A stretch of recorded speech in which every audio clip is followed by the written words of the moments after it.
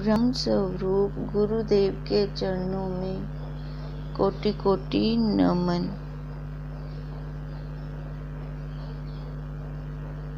श्री योग वशिष्ठ के उपशम प्रकरण में चल रहा है कि गांधी ब्राह्मण ने जब तालाब के अंदर डुबकी लगाई थी तो 2 घड़ी में उसने 8 साल का राज्य भोगा था। फिर कोई ब्राह्मण आया था जिसका शरीर कृश था, तो उससे पूछा इस ब्राह्मण ने कि आपका ये शरीर कैसे कृश हुआ। तो उन्होंने बताया कि जिस राज्य में मैं रहकर आया हूँ वहाँ का राजा चंडाल था, मेरे से बड़ा पाप हो गया है, तो उसके लिए मैंने चंद्रायण व्रत रखे थे, इस कारण से। तो यही फिर आगे गांधी ब्राह्मण को फिर जिज्ञासा हुई कि ये जो समय काल की जो विषमता थी वो कैसे, वो तो मैंने स्वप्न देखा था और इन्होंने तो जागृत में वही देखा है। फिर से उन्होंने तप किया, भगवान विष्णु जी को प्रसन्न किया। फिर भगवान विष्णु जी आए और फिर इस ब्राह्मण ने अपना क्वेश्चन रखा कि ये सारा ये क्या था जो मैंने वो 2 मुहूर्त व्यतीत वहाँ किए थे और यहाँ चिरकाल पर्यंत मैं भ्रमता रहा और उन झूठे पदार्थों को जागृत में प्रत्यक्ष कैसे देखा। तब श्री भगवान जी ने बोला ब्राह्मण को कि ये और कुछ नहीं है, खाली तेरे चित्त का भ्रम है।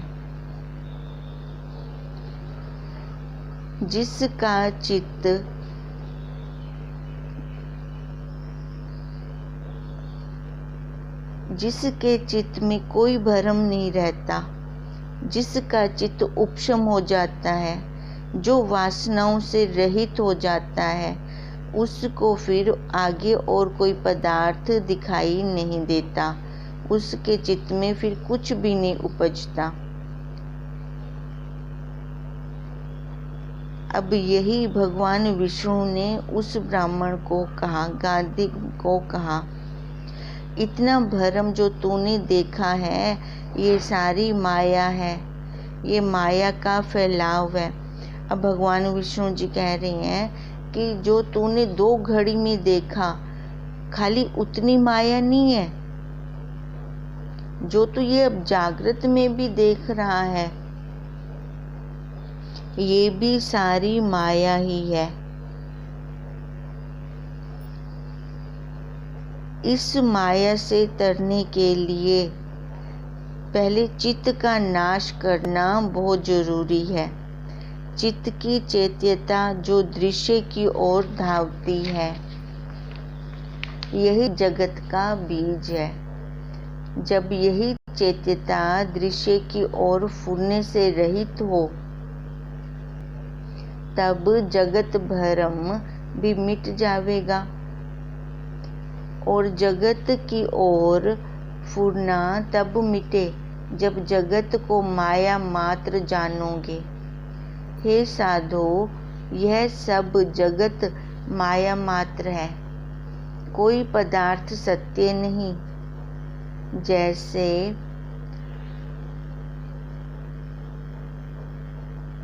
वह भ्रम माया मात्र भासित है, तैसे ही यह भी सब माया मात्र जानो। जो अप्रत्यक्ष दिख रहा है ये भी सब माया है। इससे इस भ्रम को त्याग कर अपने ब्राह्मण के कर्म करो। हे राम जी, इस प्रकार कहकर जब विष्णु देव उठ खड़े हुए तब गांधी और ऋषिवर जो वहाँ थे उन्होंने विष्णु की पूजा की और विष्णु क्षीर समुद्र में गए। तब वह ब्राह्मण फिर उसी भ्रम को देखने चला। निदान वह फिर क्रांत देश में गया और उसको देखकर आश्चर्यवान हुआ। विष्णु माया में कहते थे। अब उन्होंने तो कहा ना जो तूने 2 घड़ी में देखा वो सब माया है, वो भी माया है, और जागृत में भी जो तू देख रहा है ये भी माया है। तो फिर इसकी पुष्टि करने के लिए वो ब्राह्मण फिर उस देश में चले गए, क्रांत देश में गए, और वहाँ जाकर वो तो देख के आ गए भी, वो तो सारा का वैसा ही है जैसे मैंने 2 घड़ी में देखा था। अब उनको अंदर ये संशय पैदा हो रहा है कि विष्णु जी तो कह गए थे ये माया में ही है, पर जो मैं देख रहा हूँ ये तो मैंने ये भ्रम में देखा था, सोई तो वो तो मेरे को प्रत्यक्ष दिख रहा है। ऐसा विचार कर फिर कहा कि जो इस संशय को और कोई दूर नहीं कर सकता, इससे फिर मैं विष्णु की आराधना करूँगा। हे राम जी, इस प्रकार विचार कर गाधी फिर पहाड़ की कंदरा में जाकर तप करने लगा। तब थोड़े काल में विष्णु भगवान प्रसन्न होकर आए और जैसे मेघ मोर से कहे तैसे ही ब्राह्मण से बोले, हे ब्राह्मण, अब क्या चाहता है? तब गाधी ने कहा, हे भगवान, तुम कहते हो सब भ्रम मात्र है और यह तो प्रत्यक्ष भासता है। जो भ्रम होता है सो प्रत्यक्ष अनुभव नहीं होता, और मैंने फिर वह स्थान देखे और थोड़े काल में बहुत काल देखने का मुझको संशय है, सो दूर करो। हे राम जी, जब इस प्रकार गाधी ने कहा तब भगवान ने कहा, हे ब्राह्मण, जो कुछ तुझको यह भासता है वह सब माया मात्र है, और जिस प्रकार तुझको यह भासता है वह सब माया मात्र है। जिस प्रकार तुझको यह अनुभव हुआ वह सुन। हे ब्राह्मण, कंटक जल नाम चंडाल एक चंडाल के गृह में उत्पन्न हुआ था। अब गाधी ने दोबारा से तप किया कि मैं भगवान विष्णु से पूछूं कि ये जितना भी मैं देख रहा हूँ वो तो मेरे को प्रत्यक्ष दिख रहा है, आप तो कह रही हो ये माया है।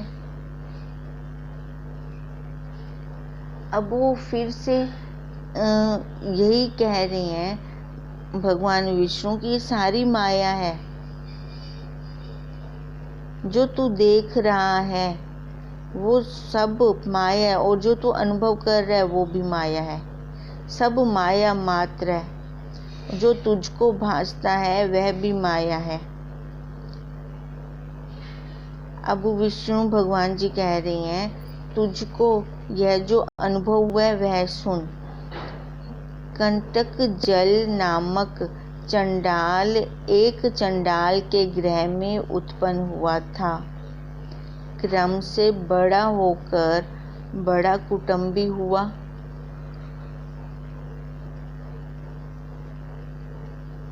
फिर वहाँ दुर्भिक्ष पड़ा, तब उस देश को त्याग कर क्रांत देश का राजा हुआ।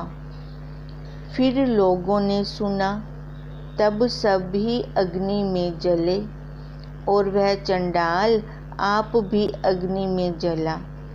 वह कंटक जल चंडाल और था। अब विष्णु भगवान जी कह रहे हैं वो तू नहीं था, वो और था, और अवस्था उसकी हुई थी, और वही प्रतिभा तुझको आन फुरी है। विष्णु भगवान जी कह रहे हैं ये जो तूने देखा है ये किसी और का ही स्वप्न था। कोई और ने ऐसी अवस्था व्यतीत की थी, वो तू नहीं था। उसकी प्रतिभा तेरे में आके फुरी है। देखो, जैसे हम अपने संस्कार बनाते हैं या जैसे हम जिन ख्यालों में हम खो जाते हैं, जिनकी हम दृढ़ता करते हैं, हमें वैसे ही भासने लगता है, हमें वैसा ही दिखने लग जाता है। जिसके प्रति हमारे जैसे विचार होते हैं, सामने वाला वैसे हमें दिखता है। ये हम सबका अनुभव है। अब जैसी अवस्था उसकी हुई थी, सो तेरे चित्त में आन फुरी। इस कारण तूने जाना कि यह अवस्था मैंने देखी है। जिसका आविर्भाव एकदम दृढ़ हो जाता है हमारे अंदर, फिर हमें वो सामने वैसे ही प्रत्यक्ष दिखने लग जाता है। अब ध्रुव को देखें, प्रहलाद को देखें, जब ये विष्णु भगवान में एकीकार हो जाते हैं तो इनको अपने सामने प्रत्यक्ष वैसे ही विष्णु भगवान जी दिखने लग जाते हैं, जबकि होते नहीं है। फिर भी ये देखते हैं अपने सामने वैसे के वैसे ही। अब ऐसे ही विष्णु भगवान जी कह रहे हैं इस ब्राह्मण को कि तेरे चित्त के अंदर तूने उस चंडाल को एकीकार कर लिया। अब एकीकार करने का मतलब कि वो दृढ़ता, उनका फुरना, उनकी प्रतिभा तेरे अंदर फिर वैसी की वैसी ही आन के फुरी। जैसी अवस्था उस ब्राह्मण की थी, उस चंडाल की थी, सो तेरे चित्त में आन फुरी। इस कारण तूने जाना कि वह अवस्था मैंने देखी है। तभी तेरे को लग रहा है कि वो तो सामने प्रत्यक्ष था। हे साधो, अकस्मात ऐसे भी होता है कि और की प्रतिभा और को फुर आती है, कहीं अन्यथा भी होती है, कहीं एक जैसी भी होती है। देखो, जिसका हम गहराई से चिंतन करते हैं, उसको हम वैसे प्रत्यक्ष देखते हैं। अब कहते हैं कई बार तो ऐसे होता है कि उसकी प्रतिभा वो वैसे ही मेरे को अपने आप में अंदर महसूस होने लग जाता है कि मैं वही हूँ। और कई बार होता है कि हम उनका सारा कुछ देखकर फिर वापस आ जाते हैं। अब देखो, जिनका शुद्ध अंतःकरण होता है वो किसी दूसरे के चित्त की हाल कैसे जान लेते हैं, किसी दूसरे के चित्त की व्यवस्था को कैसे जान लेते हैं।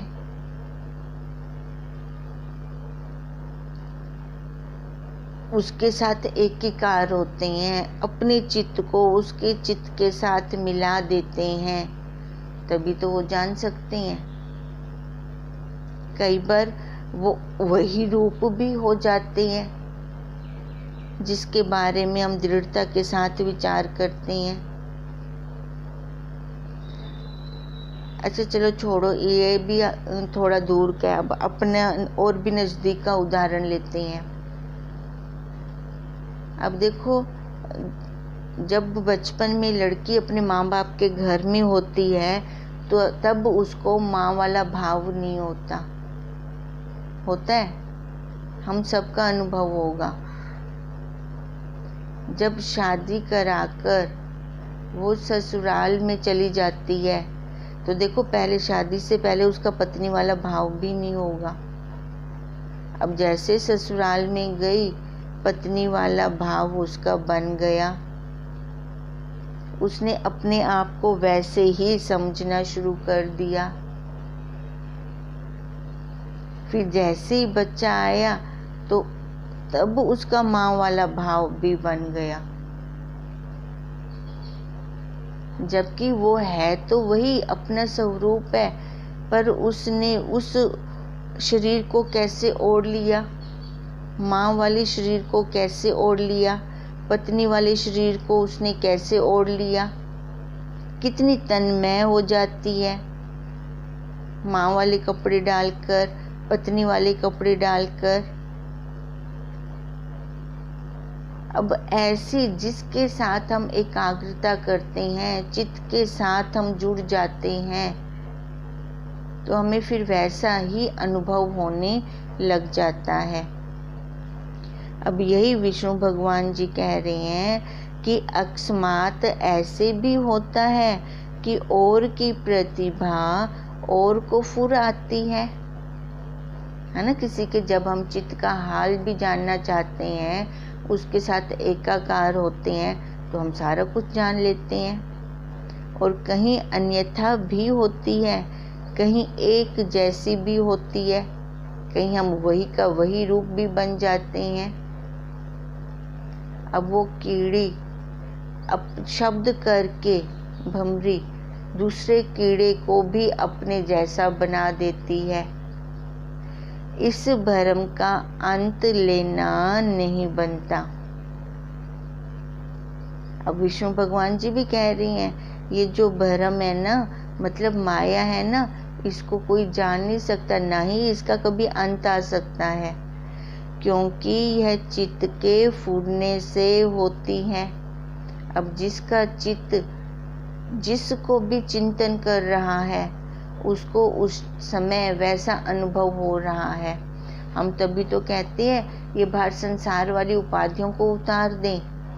अगर चिंतन ही करना है तो मैं ब्रह्म हूँ, ऐसा क्यों ना चिंतन करें। जब ऐसा चिंतन करते हैं तो देखो, ये हमारी दृढ़ता का है, दृढ़ता का बल है कि जितनी दृढ़ता के साथ हम ऐसा चिंतन करते हैं, हमें अपने आप में वैसा ही अनुभव होने लग जाता है। हमें अपने आप को फिर वही रूप दिखने लग जाता है, ब्रह्म जी वाला। एक बार करके देखें। औरों को तो हम वैसे दिखेंगे जो हमारा आकार है, पर हमारी खुद की फीलिंग कैसे होगी, हम अपने आप को कैसे देख रहे होंगे, वो तो हम ही देख रहे हैं ना। अगर मेरी चिंतना इसी में दृढ़ हो जाती है कि मैं ब्रह्मा हूँ, तो मैं अपने आप को वैसे ही दिखने, मेरे को वही अनुभव होने शुरू हो जाता है, वैसे ही मेरे को दिखने शुरू हो जाता है। फिर अब यही कह रहे हैं विष्णु भगवान जी कि ये तो एक माया है, इसका अंत कोई नहीं ले सकता, क्योंकि चिंतन तो वो स्वयं खुद करता है जी।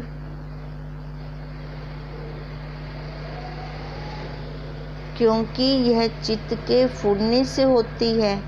जब चित्त आत्म पद में स्थित होता है, तब जगत भ्रम निवृत्त हो जाता है। काल की विषमता भी होती है। जैसे जागृत की 2 घड़ी में अनेक वर्षों का स्वप्न देखते हैं, तैसे ही यह सब चित्त का भ्रम जाना। देखो, हम कई बार स्वप्न देखते हैं ना, स्वप्न में तो हमारा बहुत काल बीत जाता है, पर जब हम उठते हैं जागृत अवस्था में, तो मानो कि आधा घंटा ही हुआ होता है। अब यही भगवान जी कह रही हैं, यही काल की विषमता होती है कि जागृत की 2 घड़ी और स्वप्न के अनेक वर्ष, तैसे ही यह सब चित्त का भ्रम जानना। तू इस भ्रम को ना देख, चित्त को स्थित करके अपने ब्राह्मण का आचार कर। अब विष्णु भगवान जी कह रहे हैं, ये तो ऐसे चलता रहेगा, अपने चित्त को तू उपशम कर। तू जो है, तू ब्राह्मण है, तो उसी का आचार कर। हे राम जी, ऐसे कहकर विष्णु गुप्त हो गए। परंतु ब्राह्मण का संशय दूर न हुआ। वह मन में विचारे कि और की प्रतिभा मुझको कैसे हुई, यह तो मैंने प्रत्यक्ष भोगी है और जाकर देखी है। यह और की वार्ता कैसे हो, आँखों से नहीं देखी होती, उसका अनुभव भी नहीं होता, और मैंने तो प्रत्यक्ष अनुभव किया है। अब देखो, विष्णु भगवान जी तो समझा गए उस ब्राह्मण को, पर उसका संशय अभी तक भी निवृत्त नहीं हो रहा। वो क्या चल रहा है उसके अंदर भी। भगवान जी कह रहे हैं कि मैं अपने ब्राह्मण का आचार करूं, तो छोड़, ये सब माया है। अब वो गादी ब्राह्मण क्या सोच रहा है, क्या संशय हो रहा है कि ये मैं माया कैसे समझ लूं, कैसे इसको छोड़ दूं। अब किसी और की प्रतिभा मुझको कैसे हो सकती है, मैंने तो ये प्रत्यक्ष देखा है, प्रत्यक्ष भोगा है।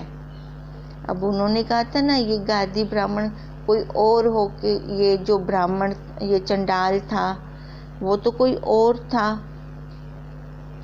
ये कटक जल का चंडाल और था, और वह अवस्था उसकी जो हुई थी, वही प्रतिभा तेरे अंदर फुरी है। अब वही ब्राह्मण कह रहे हैं, तो वो और कैसे हो सकता है, मैंने तो प्रत्यक्ष भोगी है, प्रत्यक्ष उसका अनुभव किया है। ये माया कैसे मैं जानूं? अगर मैं आंखों से ना देखता, उसका अनुभव ना करता, तो मैं उसका प्रत्यक्ष अनुभव भी मेरे को ना होता। तब तो ये मैं माया जान सकता था कि अगर मैंने स्वप्न में ही खाली देखा होता, पर मैंने तो जागृत में वो स्थान देखकर आया हूँ। वही जो मैंने डुबकी लगाई थी 2 घड़ी, अगर उसी घड़ी में मैंने देखा होता, तब तो मैं मान जाता कि ये माया है। पर जागृत में जाकर मैं वो देश देख के आया हूँ, जहाँ चंडाल पैदा हुआ वो भी देख के आया हूँ, तो मैंने तो ये प्रत्यक्ष अनुभव किया है। ऐसे ऐसे विचार कर फिर वही स्थान भी देखे और आश्चर्यवान हुआ। फिर विचार किया कि यह मुझको बड़ा संशय है, इसको दूर करने का उपाय भगवान से पूछूं। हे राम जी, ऐसे चिंतन कर फिर तप करने लगा, और जब कुछ काल पहाड़ की कंदरा में तप करते बीता, तब फिर विष्णु ने आकर कहा, हे ब्राह्मण, अब तेरी क्या इच्छा है?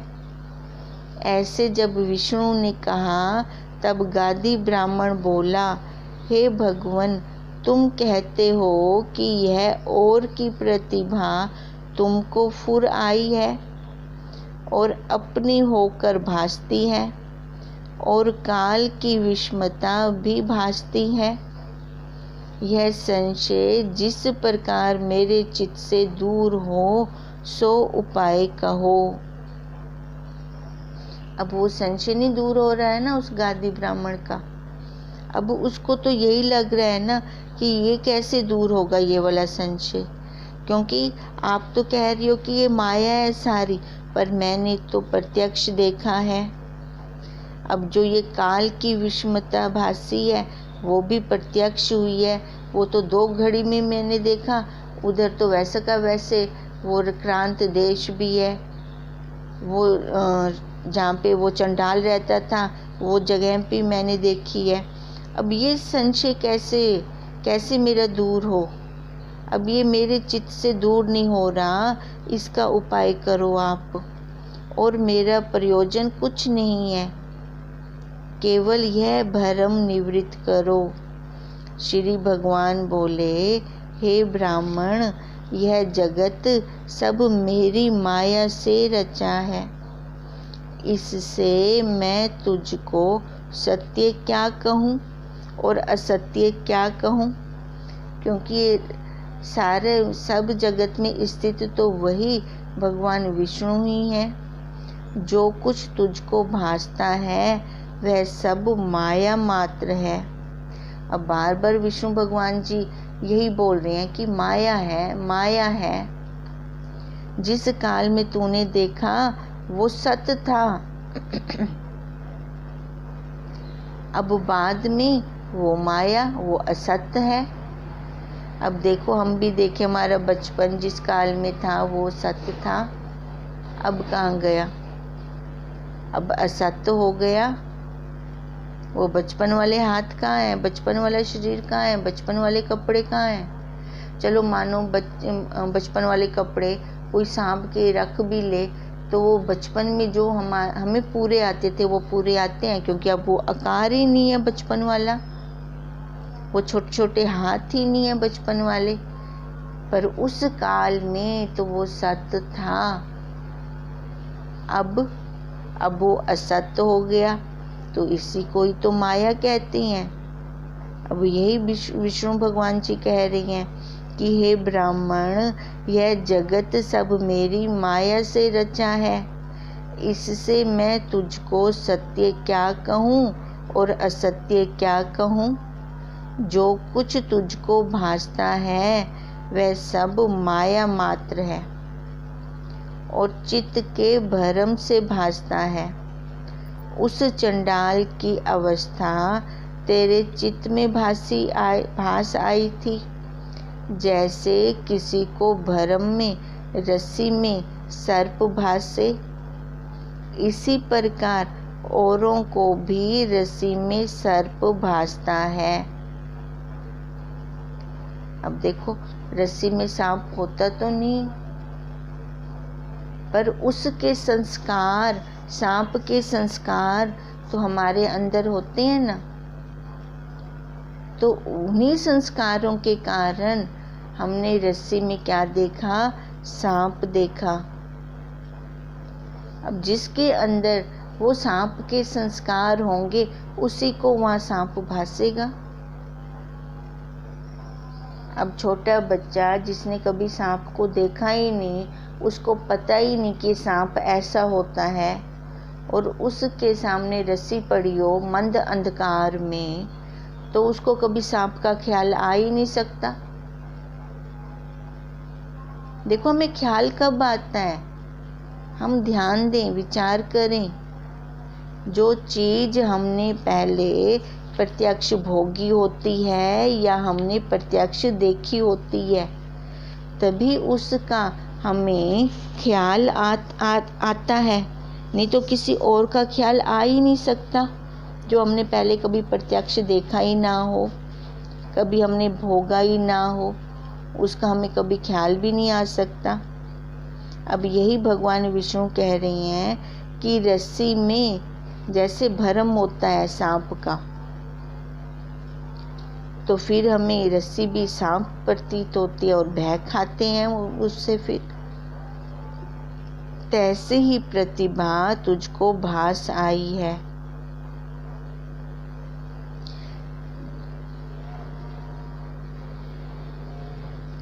ये काल का ये चक्र कुछ नहीं, पर काल भी तुझको एक पदार्थ की न्यायी फुर आया है। देखो, अब भगवान विष्णु जी क्या कह रही हैं? जो तूने पहले कभी इसका प्रत्यक्ष अनुभव किया होगा, अब काल की विषमता इसमें कुछ नहीं है। वो तेरे को वो काल फिर से तेरे सामने आके फुर गया है, चाहे तूने इस जन्म में इसका अनुभव किया है या कभी तूने दूसरे जन्म में ये सब या पढ़ा है कहीं किसी शास्त्र में ये कहानी, या तूने खुद आंखों से देखा है, उसी के कारण ही तेरे को ये दोबारा से फुर आया है। चित्त में पदार्थ काल से भासते हैं और काल पदार्थों से भासता है। चित्त में पदार्थ काल से भासते हैं। अब पदार्थ काल से भासते हैं, अब कैसे काल से भासते हैं। अब देखो अपनी बुजुर्ग माताओं को, दादियों को जो पाकिस्तान से आई हैं, वो काल भी साथ में लेके आई हैं, वो वाला। वहाँ पर पाकिस्तान में ना हमारा ऐसा ऐसा घर था, हमने उस टाइम नया बनाया था। देखो वो काल उनको याद है। अब देखो चित्त में पदार्थ काल में भासते हैं, काल से भासते हैं। उस काल में अब वो कैसे बोलते हैं, तब तो मैं जवान थी, मेरे को तो डर भी नहीं लगता था। अब वो काल उनको याद है ना, उस काल से वो पदार्थ देख रहे हैं ना। फिर तो मैं जल्दी जल्दी काम कर लेती थी सारा, फटाफट मैंने। अब जैसे वहाँ से सामने से आए तो मैं फटाफट भाग गई। अब देखो वो काल से कैसे घुमा रहे हैं। कहते हैं और काल पदार्थों से भासता है, और काल पदार्थों से भासता है। अब जो उस काल में वो सामान लेकर आए अपने साथ पाकिस्तानी, अब जो बुजुर्ग दादियाँ होंगी हमारी, देखो वो अपने साथ कुछ तो लाई थी। अब वो दिखाते हैं पदार्थ, ये पाकिस्तान की है। अब देखो काल आ गया, काल पदार्थों से भासता है। ये आजकल नहीं मिलते ऐसे दुपट्टे, ये पाकिस्तान वाला है। अब भाषा दोनों तरफ से, अन्य अन्य न्यून अधिक हो, अधिक जो भासता है वो स्वपन की न्यायी है। अन्य अन्य न्यून अधिक जो भासता है वो सब स्वपन की न्यायी है। मतलब जब पदार्थ, देखो जब हमने कोई पदार्थ लिया, मानो दुपट्टा लिया, उसको हमने ट्रंक में रख दिया, बहुत काल के बाद हमने उसको निकाला तो देखो उसके अंदर थोड़ा परिवर्तन आया हुआ होता है। जैसे हमने लिया था नया नया तो उसमें कितनी चमक थी, अब बहुत काल के बाद उसको निकालें। अब जैसे पाकिस्तान वाले दुपट्टे अगर अब पड़े हैं तो देखो वो ज़्यादा चलते नहीं हैं, पड़े पड़े खुद ही उनके अंदर वो जैसे दरारें सी आ जाती हैं, फटने वाले हुए पड़े होते हैं। एक दो उनको धोवो तो वहीं पे वो फट जाते हैं फिर। अब ये क्या है, न्यून अधिक जो भासता है, ये सारा स्वपन है। हम ये स्वपन में ही बैठे हैं, हम सारे स्वपन नर हैं। हम अपनी पहले वाली अवस्था 10 मिनट पहले को देखें, वो अवस्था कहाँ गई। अभी बैठे बैठे 10 मिनट पहले को देखें, कहाँ गया वो, स्वपन हो गया। जैसे जागृत के एक मुहूर्त में स्वपन के अंत काल का अनुभव होता है। अब सारा हम ये अनुभव ही तो कर रहे हैं। 1 मिनट पहले को देखें, कहाँ गया, स्वपन हो गया। रात को देखें, कहाँ गई, स्वपन हो गई। कल क्या था, स्वपन हो गया। अब ये देखना शुरू करें। अब जैसे जैसे इसमें दृढ़ता आएगी वैसे वैसे हम इसका अनुभव करेंगे, तभी हमें रुकेगा हमारा चित्त कि ये तो सब स्वपन होता जा रहा है, सब स्वपन होता जा रहा है। और मैं इसमें दृढ़ता, कितनी दृढ़ता के साथ इसको सच्चा मान रही थी। इसको हम फिर कल आगे करते हैं। हरि ओम तत्सत, हरि ओम तत्सत, हरि ओम तत्सत।